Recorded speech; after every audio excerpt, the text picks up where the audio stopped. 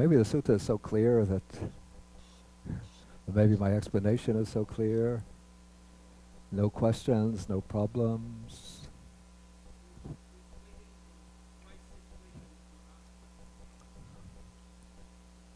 Anytime you have a question, you can ask. That's the right situation.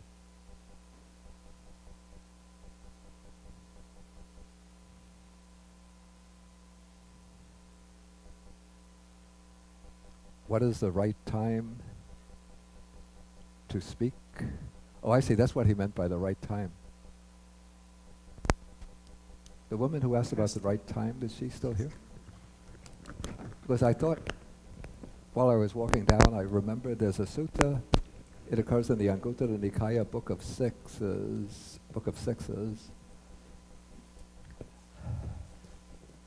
Let me see how it goes. It's a question about the right time. It's the right time to approach a monk who's developed in mind in order to ask questions. Then this is a discussion amongst the monks, and different monks present different opinions. Then I think it's Mahakachana who enters the discussion, and he says the right time is whenever one's mind is overcome by any of the five hindrances. If anybody wants to reach for that copy of the numerical discourses, Sandy, I think it's the same book that you brought to me during the class. Excuse me? You gave it to Kaidi.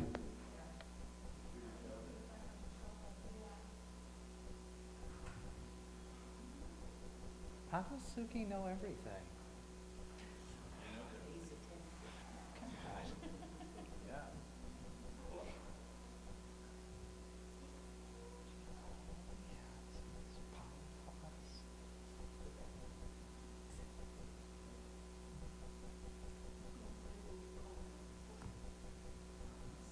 Okay.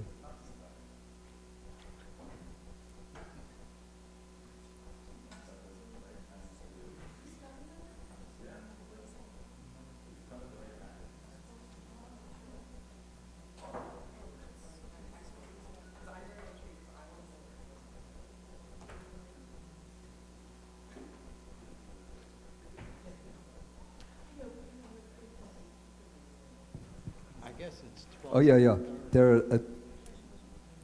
This is after coming back from their alms round. The monks are sitting around and they're discussing they use the expression, what is the proper occasion for going to see an esteemed elder? Okay, so one monk says when that esteemed elder has come back from his alms round and he's sitting erect with his legs crossed, having established mindfulness before him. That's just when he starts his meditation. That's the proper occasion for going to see him. So then another monk says, no, that's not the right time. It's when the monk is, then he says that's not the right time because he's still fatigued after his alms round. But in the evening, when he's emerged from meditation and is sitting in the shade of his dwelling, holding his body upright with his legs crossed, that's the time to see him. Another says, no, that's not the right time. Because at that time he's focusing on an object of meditation. But rather the right time is when night begins to fade and the dawn is coming, and then he's sitting with his legs crossed, holding his body erect.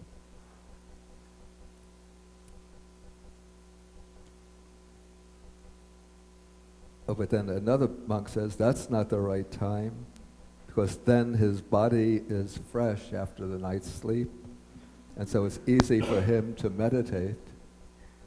Then finally, it's Mahakachana says, in the presence of the Blessed One, I heard and learned this, that there are 6 occasions for going to see an esteemed elder. One is when one's mind is overcome by sensual lust. Second, when the mind is overcome by ill will. Third, the mind is overcome by dullness and drowsiness. Fourth, the mind is overcome by restlessness and remorse. Sixth, the mind is overcome by doubt. And the that's the fifth. And then the sixth is when a monk does not know what object to use for meditation in order to reach the destruction of the asavas, the taints. So that's the right time. But that doesn't coincide with when the monk might be getting up from his meditation, or it still doesn't really answer the question when... Yeah. It answers it from the point of view of the inquirer, but it doesn't settle the issue from the point of view of the one who's going to be asked. So if my mind is overcome by sensual lust, I still have to find what is the right time to go to him. I'm not going to barge in on him when he's sitting in his... But generally the right time would be... after lunch on a Saturday afternoon after Sutta study. So usually one would fix, one would appoint a time beforehand, usually when the monks come together at lunchtime. They say, I would like to speak to you, what would be a good time? And then the elder will give a good time. We're still trying to settle what was a good time to speak to somebody. Yes, Simon, right? Yes, Bante, can you explain a little bit, because I'm kind of confused that Yeah. So, but why the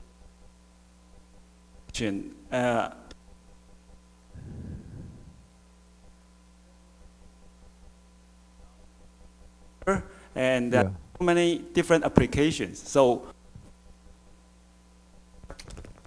how does that different topics apply to avoid conflict? Is this conflict avoid between the Buddha and his disciples, or between the teacher and the student? And also I have second question.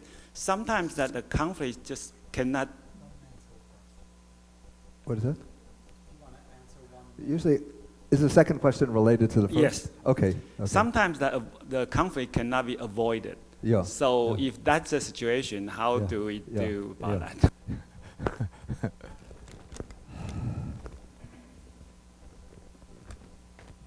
The first is an interesting question.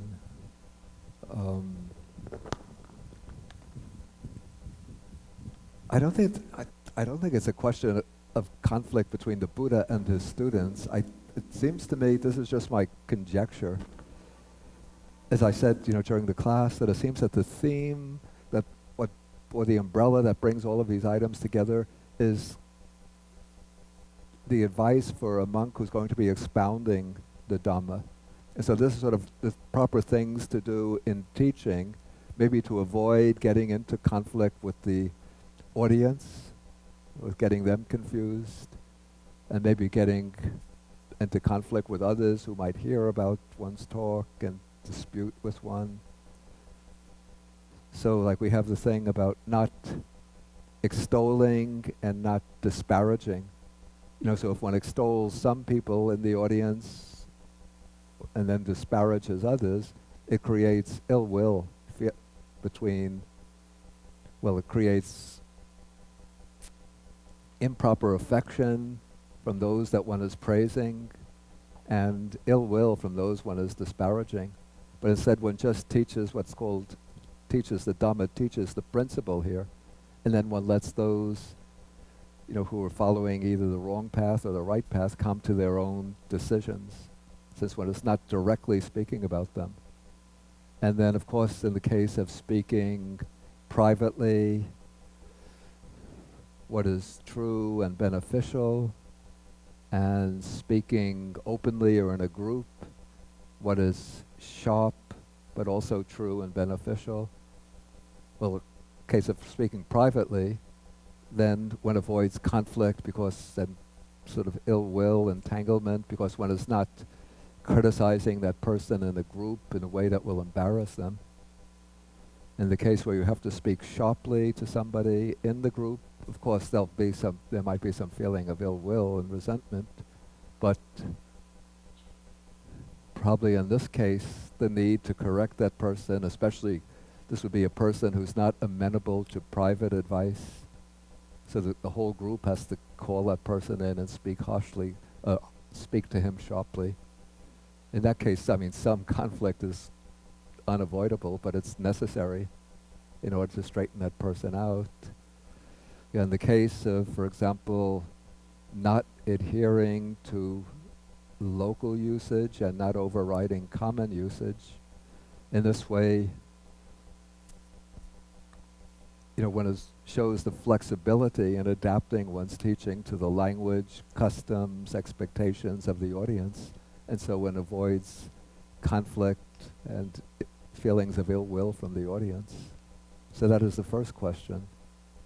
The second question was, what does one do?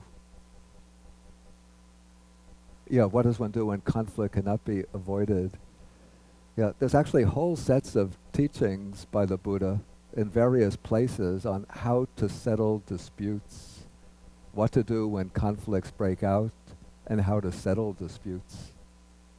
Of course, since the Buddha faced that situation within the monastic order, so most of them deal with, conflicts break out between monks. And so even to avoid conflicts in the first place, it's in the Anguttara Nikaya book of sixes. He teaches what are called the 6 roots of disputes. So he tells the monks that you should look into yourself. If you see any of these 6 roots of disputes, then you should abandon them. And actually, they turn out to be more than 6 because several of them are grouped into pairs of related items like ill will and hostility, envy and miserliness. So that I counted them, they come to 11 actually. And then also in the book of sixes, he speaks of 6 principles of harmony and respect. So these are ways to avoid disputes in the first place by promoting harmony in bodily action, harmony in speech, harmony or loving kindness in bodily action, loving kindness in speech, loving kindness in thoughts, then sharing the gains of the Sangha together, observing a common set of precepts, and together holding the view of the Buddha Dharma. Then there are more specific measures that come. I don't want to go into detail about them now.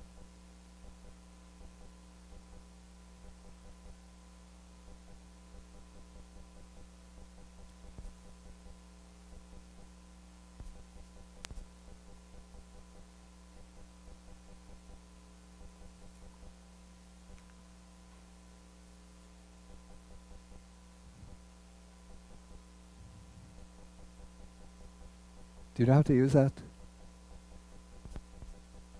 There's the microphone part you have to put close to your mouth. Yes. Oh, that's right, yeah. Hello. Yes, Bhante. I'm so glad I'm here today to listen to your talk. It is very surprise for me. And I don't know what to say, but I'm really happy to be here today. Actually,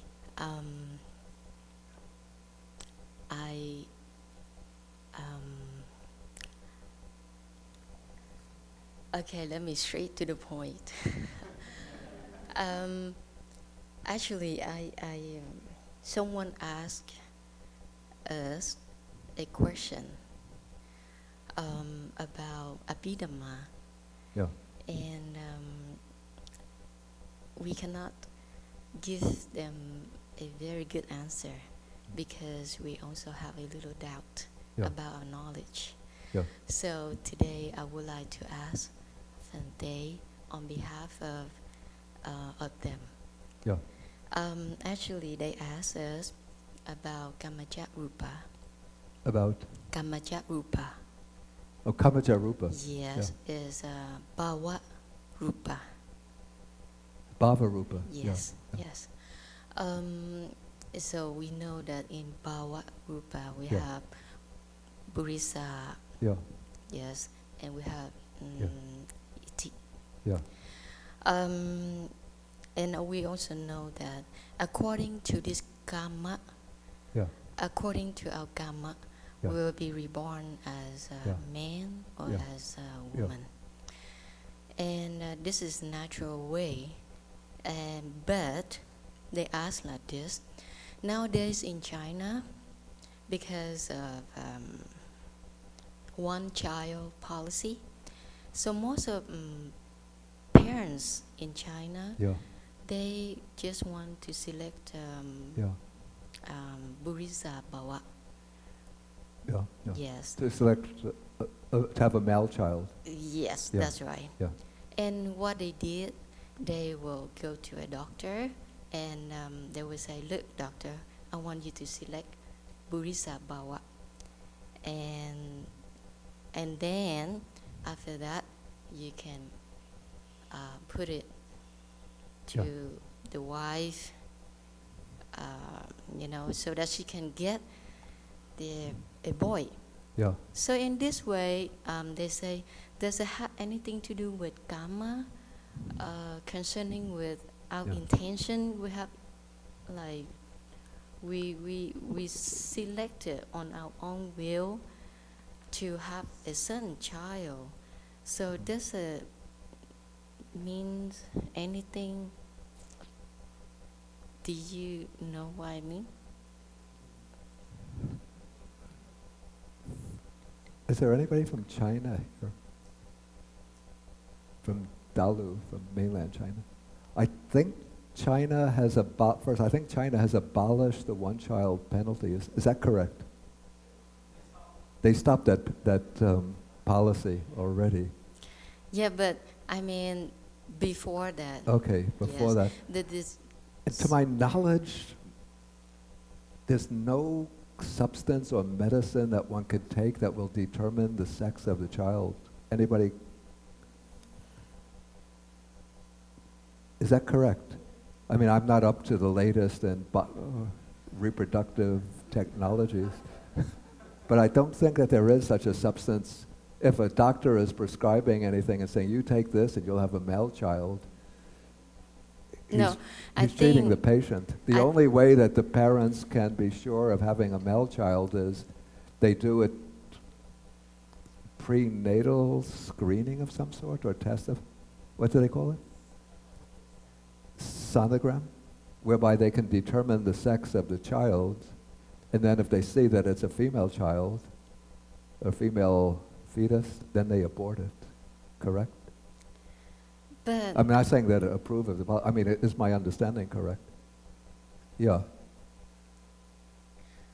But Fante, in China, Yeah. they actually have a pre-selected sex of a child.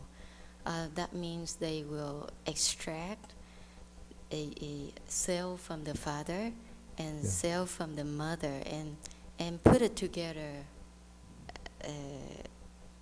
somehow. I mean, a medical term I cannot describe, but they can select a cell Yeah. as Yeah. a male or female and put in the mother's womb. They can do that nowadays.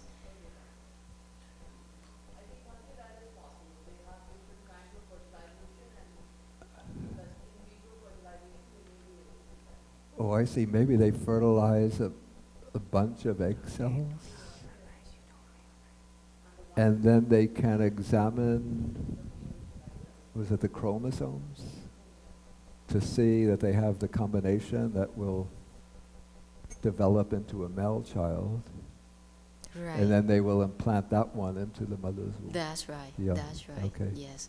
So in this case, Fante, Yeah. how do we determine this is karma or what is it? You know, I can't. You know, I don't know how to determine these things. You just have to come to the Abhidhamma retreat. Yeah, I could explain the Abhidhamma, but when it comes to some of these questions, the subtleties are beyond my powers of comprehension. That's right, Phante. I thank you so much for this confirmation, Phante. Yeah. Thank you. But it seems to me that, I don't know, it seems to me to be, whether you call it unwholesome karma, or unjust for people, or it's just socially unjust for people to in advance select the sex of their child rather than to leave it to chance, my opinion. Did you want to say something, Steve? You could take the microphone. Actually, believe it or not, I think my question relates both to the Venerable's question and this sutta, because I was just recently talking to a monk who is American but translates many Chinese texts.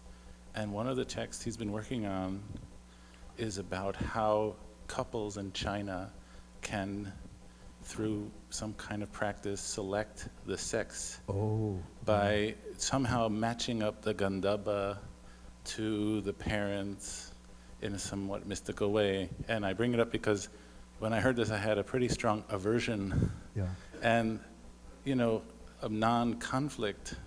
And of course, I wanted to say, this is kind of crazy. And my question, I guess, is then, is it okay to even say this to a monk? Or should I just be quiet and just go away? Is it a okay way of engaging this discussion? I think probably the most skillful way is not to disparage a monk himself for saying that, but to raise it in the form of we call it the rhetorical question. Like, don't you think that it shows a particularly biased attitude for parents to be performing a ritual to guarantee that they're going to have a male child rather than a female child? Is that the point? Yes. Yeah. Okay. Yeah. So one could put it in the form of, or you could say, this doesn't quite, seem right to me. Yeah. Okay. Thank you. Yeah, not, it's proper, not to sort of, if he's giving a lecture, not to be provocative.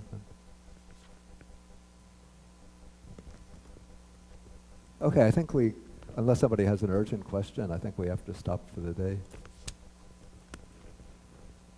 Okay, so we'll end with 3 half bows to the Buddha.